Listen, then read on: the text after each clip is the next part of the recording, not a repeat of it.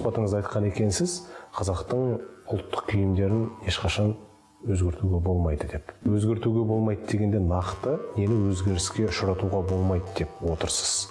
Бір айтқан сөзім бар, бұл қыз ұзатылғанда киетін киімін айттым. Мысалға біздің келіннің киімі қазір басқаша. Мысалға ақ көйлек, ақ желек, ол негізінде кеңес үкіметінің кезіндегі фэнтези ойланып шығарылған дүние. 19 ғасырда қазақтың киімі ол қызыл болған.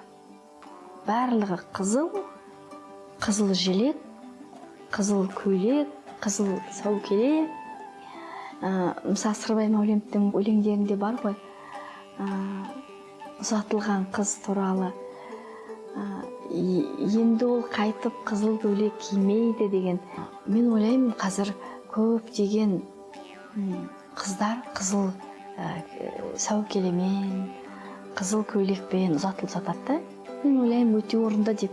Мен археология, этнология мамандығын оқыдым. Көптеген істе сараптадым. Сонда келіннің киімі 15-ші, 16-ші, 17-ші ғасыр деп архивтерде іздеп отырсаңыз, барлығында қызыл киіммен тұрады.